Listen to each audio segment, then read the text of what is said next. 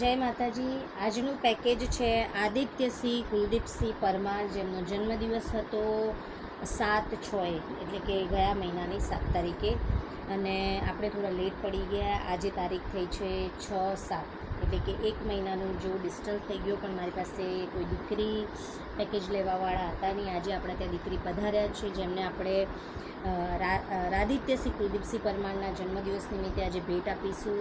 એ હાલ આમ તો મૂડીના છે, ગામ મૂડીના છે, પણ હાલ કલોલમાં રહે છે. તો આજે આપણે ત્યાં દીકરી પધાર્યા છે. આપણે દીકરીના મોઢેથી સાંભળીશું કે શું કરે છે દીકરીએ. બેટા, શું કરો છો તમે? અમે ઘરકામ કરીએ છીએ. ઘરકામ કરો છો? અચ્છા. રહેવાનું કે આપને? ન્યૂ મણિનગર. ન્યૂ મણિનગર. અચ્છા. સાથે પપ્પા અને મમ્મી આવે છે. ભાઈ, શું કરો છો આપ? રિક્ષા ચલાવો છો? અચ્છા. અને બેન? ઘરકામ. એ બી ઘરકામ. મકાન તમારે અહીંયા પોતાનું છે? ભાડેથી રહો છો? દીકરીને ખબર પડી કે સોશિયલ મીડિયા એમના પડોશી જેમ કે દીકરીને કામ કરવા જાય છે, બેને બી કીધું હતું કે આવી રીતે એક બેન છે, પેકેજ આપે છે.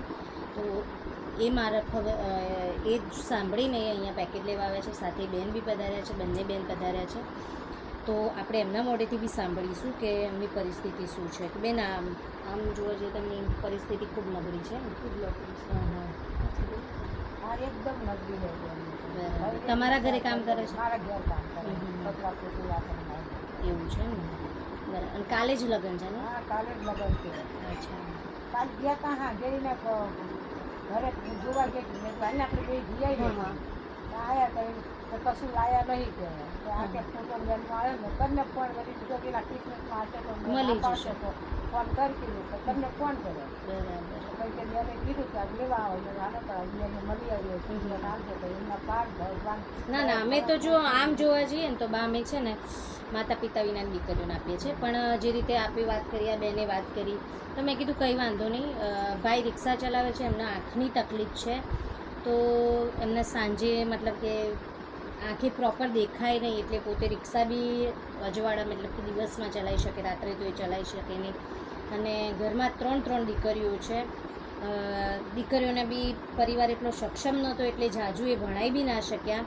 અને દીકરીઓ જે અત્યારે દીકરીનું લગ્ન છે, એ દીકરીનો ટોટલ ખર્ચો લગભગ મને ખબર છે ત્યાં સુધી કે સાસરીવાળા કરે છે. સાસરીવાળા કરે છે, એમને દીકરા પક્ષવાળા ખર્ચો કરે છે. એમની પાસે એટલું બધું છે નહીં.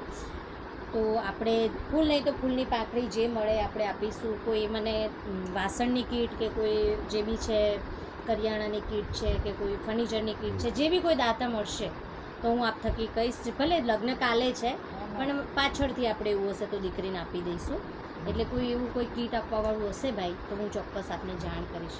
બરાબર. જે રીતે એમની પરિસ્થિતિ મેં સાંભળી, જો કે બધું મારે મીડિયામાં મૂકવું એવું યોગ્ય નથી લાગતું, પણ ખરેખર ખૂબ જ પરિસ્થિતિ ગંભીર છે.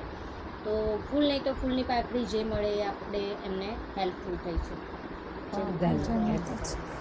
આપવા વાળું